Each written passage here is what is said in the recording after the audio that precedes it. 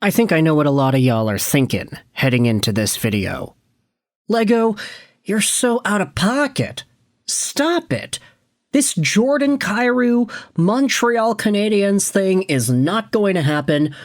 At least, if you're a St. Louis Blues fan, you're probably going out there and saying it. Don't worry, folks. I've been seeing all the hate that we have been getting on social media because of all this Kyrou trade talk. Hey, man, it's not my fault that people keep talking about it. And I've always maintained my position here as a commentary channel on YouTube that I just like to respond to things that people are talking about.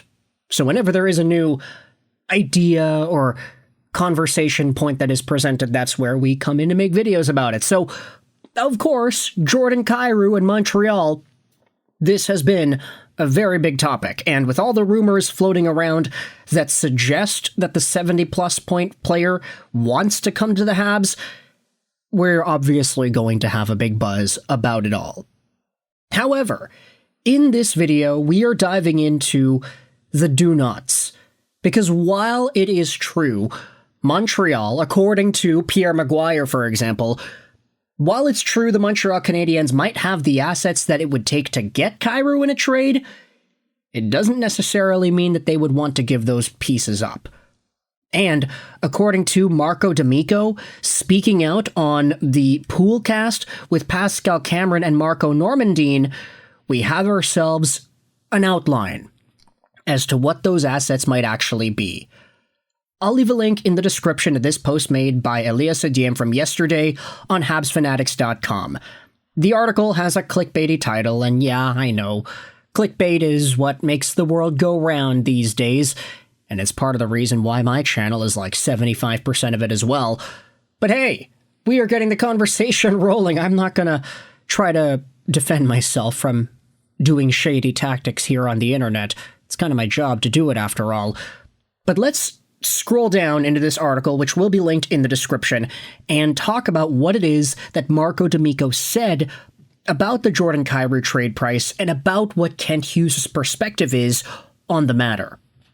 While appearing on the Poolcast podcast with Pascal Cameron and Marco Normandin, insider Marco D'Amico revealed some very interesting info on the subject.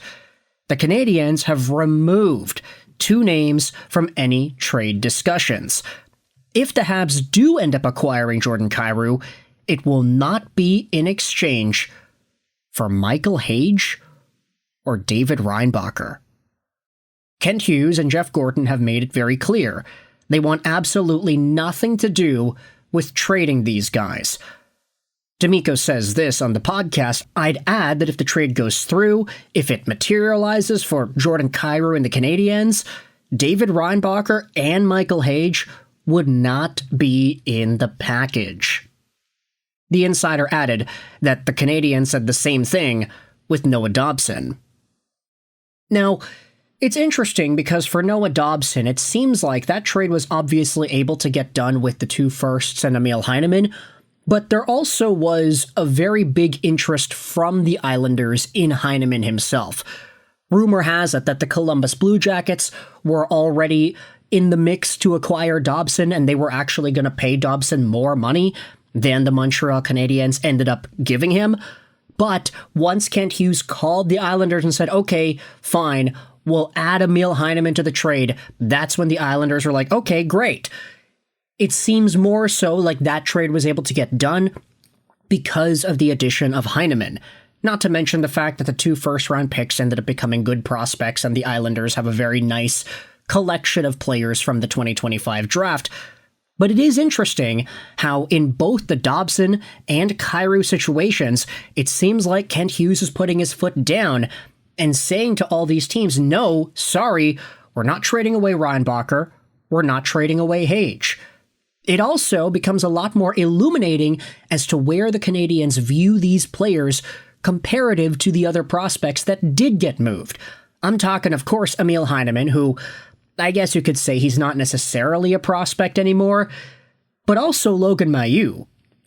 If Kent Hughes was willing to go out there and shell out Mailloux for Bolduc of all people, who admittedly is not as valuable as a Jordan Kyrou-like asset, then it does speak volumes as to how high the Canadiens are on Reinbacher. They're not trying to fast forward these players' progression into the future. You know, the idea would have made sense if you wanted to take the 2 trades the Canadiens did make, or one trade that they did make and another hypothetical Kyrou trade that they haven't made yet. If you wanted to say, oh, we can trade Michael Hage and some other stuff for Jordan Kyrou, because if Michael Hage becomes a player like Jordan Kyrou in a few years, you're probably happy with that. Or if the Canadiens said, we'll trade David Reinbacher in a package for Noah Dobson, because if Reinbacher becomes somebody as good as Dobson in a few years, you're probably happy with that. There's none of that fast-forwarding going on here in Kent Hughes and the way he is trying to build his hockey team. And for me, a primary Vancouver Canucks fan, I respect that a lot. Kent Hughes has not only the willpower to hold on to the guys that he has and that he has drafted and developed, but also the belief in these players too. He also has patience. The fact that my Vancouver Canucks have done this specific type of trade so many times in the past, where it's like, oh, they trade away a young asset or a draft pick for a guy who's good now, because, oh, if that draft pick becomes as good as the player that you're getting is right now, you're probably happy with that. Nah, that's impatience. That is them just trying to be as competitive as they can be in the now. Montreal has not taken that step. They're not saying, all right, Michael Hage, he's a very valuable prospect. He's got a lot of potential. He scored a point per game in a freshman season with the Michigan Wolverines. That guy's valuable. Let's trade him right now for a guy who can be even more valuable right now. They're not doing that. The Canadiens are saying, yeah, Hage is valuable. Reinbacher, still valuable, debatably more valuable than Logan Mailloux, even though Mailloux is technically a better player right now. I think that's not a hot take, right? Reinbacher was drafted a few years after Mailloux, and Mailloux played more seasons professionally in North America compared to Reinbacher. Reinbacher didn't even have a full pro North American season, really. He was injured for most of the time. So the best is really yet to come, development-wise, for David Reinbacher, and Michael Hage is just getting started in the NCAA with the Wolverines, so Montreal exhibiting this level of patience in trade talks, not willing to shell out Hage or Reinbacher for neither Noah Dobson or Jordan Kyrou. All I gotta say is big props over to Kent Hughes, big respect for believing in your guys and not trying to rush things. I get it, the Vancouver comparison is a little bit unfair because the Canucks are in some sort of a win-now mentality, especially with the time bomb of Quinn Hughes' departure eventually getting to the forefront here. Vancouver doesn't have the luxury to wait like the Montreal Canadiens do. But the good part is for Montreal, even if the plan is to wait, everybody is on board with it because everybody's looking at what the Habs have done the past 2-3 years, and there's been nothing but success. Sure, they haven't won the cup or anything like that, but the fact that they've slowly etched their way back into playoff contention status, and they have young guys that are looking really good, that are progressing properly, not just on the team, but in the prospect pool, like Reinbacher, like Michael Hage. This spells very good optimism for Habs fans all over to be excited for.